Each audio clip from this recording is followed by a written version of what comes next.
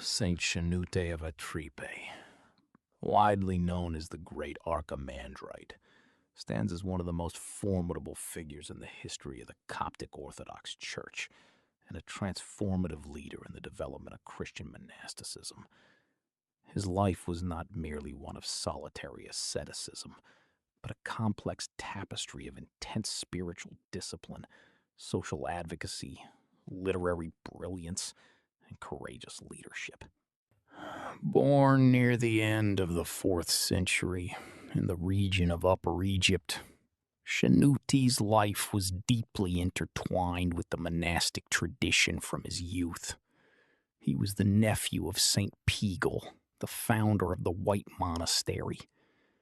It is said that even as a young boy, Shenouda displayed a level of asceticism and seriousness that surpassed that of many seasoned monks. While his peers sought the diversions of childhood, he was drawn to the silence of the desert and the intensity of the liturgy. When he assumed leadership of the White Monastery, he inherited a small, burgeoning community. Through his uncompromising vision and charismatic authority, he transformed this modest settlement into a vast, organized, and world-renowned center of monastic life, housing thousands of monks who sought to live in total consecration to God. Shenouda's architectural and spiritual masterpiece, the White Monastery, was designed to be an earthly heaven. He viewed the monastery not just as a place of retreat, but as a disciplined community meant to provide a total environment for spiritual perfection. A rigorous rule. Shenouda developed a complex system of internal rules that went far beyond the traditions of the early Desert Fathers.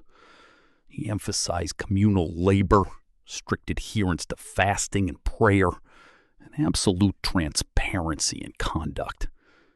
He believed that the community was a mirror for the soul.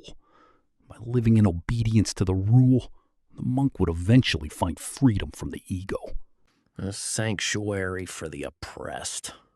Perhaps most significantly, Shenouda was a fierce defender of the poor and the marginalized. During a time of heavy taxation and systemic corruption, he used the resources of the monastery, its granaries and medical facilities, to aid the villagers surrounding the monastery. He famously confronted local governors and landowners who exploited the poor, earning him the title of protector of the oppressed.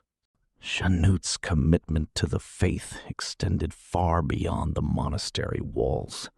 He was a champion of the Nicene Creed and an unwavering advocate for the divinity of Christ. His participation in the Council of Ephesus, 431 AD, is a testament to his influence. As a key advisor, he helped navigate the turbulent theological disputes of the time, ensuring that the Church remained steadfast against the Nestorian heresy.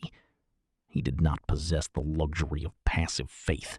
He believed the truth was worth fighting for, and he did so with an intensity that defined his entire ministry. One of Shenouda's greatest contributions to human history is his preservation and elevation of the Coptic language. At a time when Greek was the language of the elite, philosophy, and administration, Shenouda insisted on writing and preaching in the language of the Egyptian people.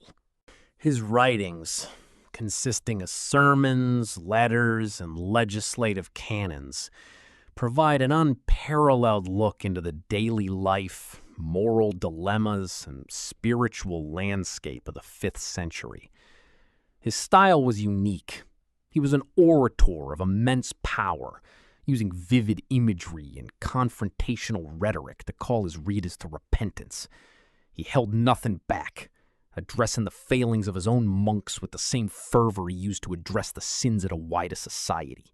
Shenouda's life spanned over a century, a period of immense change in the Mediterranean world. He lived through the decline of the Roman influence and the flourishing of Egyptian Christian identity. Even as he reached his later years, his zeal never waned. He remained active in the administration of the monastery and the care of his flock, until his death at the age of 118.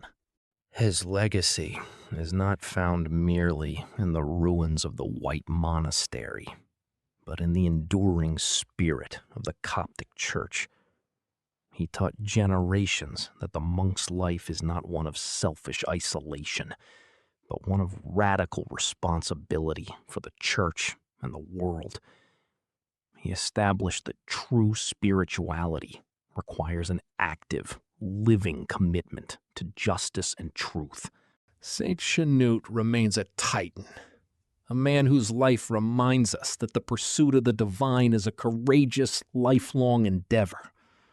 He showed that one can be both a mystic in the desert and a pillar of the community, balancing the internal work of the soul with the external duty to protect and serve those in need. Today, his life continues to challenge believers to live with the same urgency, integrity, and profound devotion that characterized his extraordinary journey.